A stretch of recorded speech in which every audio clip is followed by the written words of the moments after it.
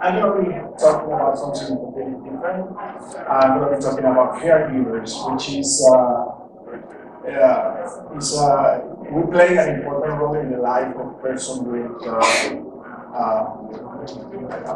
a disease, and we usually don't talk much about the caregiver. So as you probably know, Carmen was in a need for a lung transplant, and we went to Boston, and she was accepted at the transplant clinic, and she stayed on the list for about 5 years.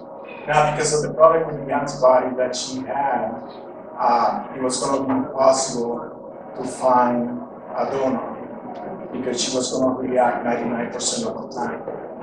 So finally, they suggested to go to New York City, to NYU, because they have a special treatment that will desensitize the antibodies.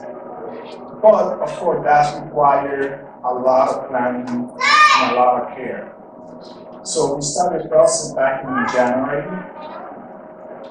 and that required to travel to New York City every single week from January until about April, where she got very sick, and then she ended in the hospital.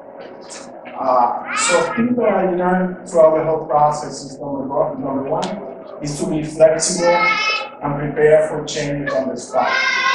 So at the beginning, when they sent it to NYU, the insurance said no to the treatment. We tried again for the second time, we tried the third time, they said no. Suddenly, a change in insurance, and they say yes. So we have to jump and change everything, change our life, to go back and start the whole process in NYU. The other thing that I learned is we became very good at math, because we have to calculate how many tanks of oxygen we need to travel from Massachusetts to New York City, from New York City to Brooklyn back to Massachusetts. Because she was in a high need of oxygen. She was using like one oxygen was good for 2 hours. So at some point in time, I was traveling with about 16 tanks of oxygen in the car, plus a concentrator. Another thing that is important is always take care of yourself. You know, take a chance, go to sleep when you get a chance.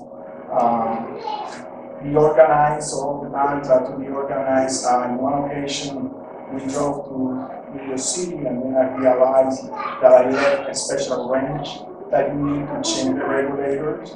So there was no way to drive back to Massachusetts.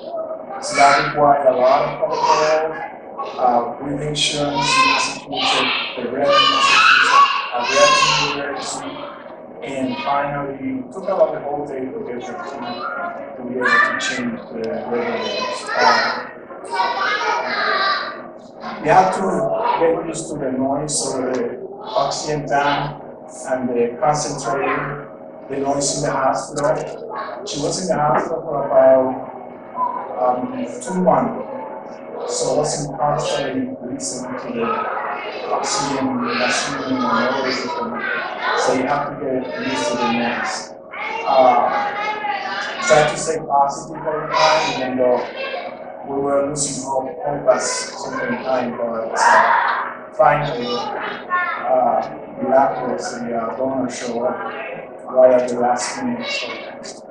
And thing that I used to do to take care of myself, go for a walk. I walk a lot in Manhattan, listen to music.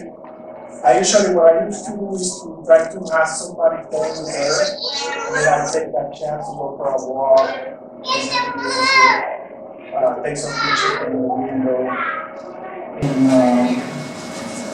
always, accept help from other people. If there's people that want to help you, say yes. Don't be cocky or anything like that. Say yes, I need help, and do it. And that's about, I have a lot of things that I learned through the whole process. These are the most important ones. So that's it.